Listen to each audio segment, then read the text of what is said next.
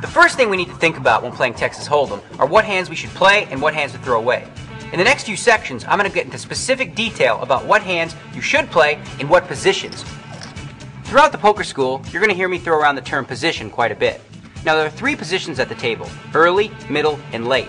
The first 3 seats are generally considered early position.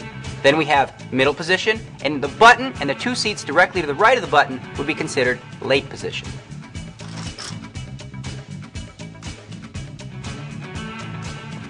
Well, the first group of hands that we're going to look at are big pairs and ace-king suited. Now obviously, you're going to play one of these hands in any one of the positions. But in early position, it's really important to make sure that you're raising to try to limit the field a little bit. You don't want to play 2 kings against 4 players.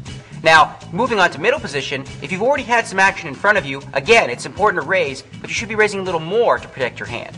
Now in late position, this is the best possible spot you could be in.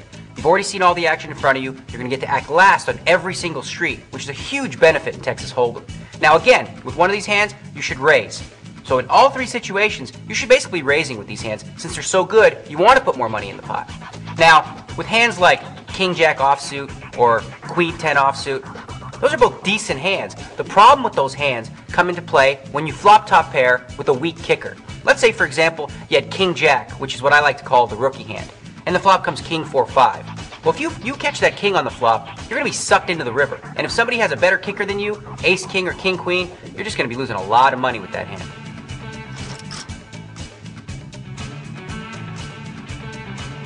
Probably the trickiest hands to play are those pesky middle pairs. I'm talking about jacks, 10s, 9s, and even 8s really. Now, from early position, there's a couple ways you can approach it.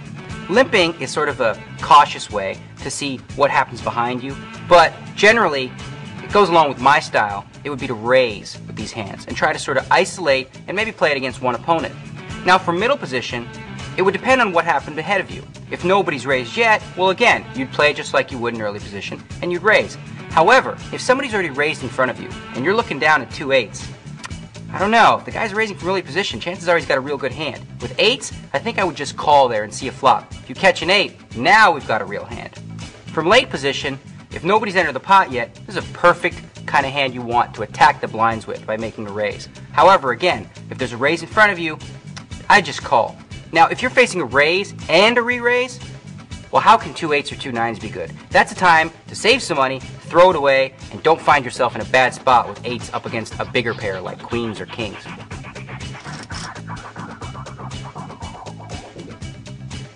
You need to be really careful when you're playing small pairs. In early position, I advise just limping in and trying to see the flop cheaply. Now, you could fold, and that's probably what the books would tell you to do. The other option would be to raise. And now I'd only recommend raising if you feel like you've got command of the table and that the blinds are really on the conservative side. Now for middle position, if nobody's entered the pot yet, lean towards raising and trying to attack the blinds. However, if there's already been some limpers, well then you can limp along as well and try to see a cheap flop. Now, if there's been a raise already, if it's a small raise, maybe you can see a flop and try to flop the set. Now from late position, this is ideal. If nobody's entered the pot, definitely you want to raise it up and attack the blinds. However, again, if there's been a small raise or some limpers, you can see a flop. There's nothing sweeter than calling with 2 4s against an early position raise who's got 2 aces and the flop coming Queen 6-4. He bets it, you move all in, and he walks home with a story to tell.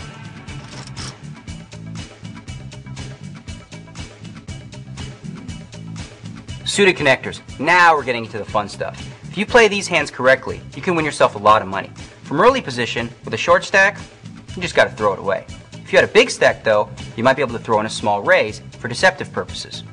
Now in middle position, if you're facing a raise, depends how big the raise is in relation to your stack size. If the raise is too big, well, you just can't play. However, if nobody's played, you can come in with a raise and go after the blinds. In late position, now this is where it gets fun. If there's a couple limpers, you go ahead and limp right along. If everyone's folded around to you, again, you go and raise to attack the blinds. But here, if an early position player raises and you think they might have aces or kings, this is perfect if you have a hand like 5-7 of diamonds. He has aces, so what? If you hit your flop, you got him right where you want him. Think about it. Say you flop it straight. He bets, you raise, he sticks it all in. You're like, sweet, I got the nuts straight. He's got a story to tell his buddies about how bad you play.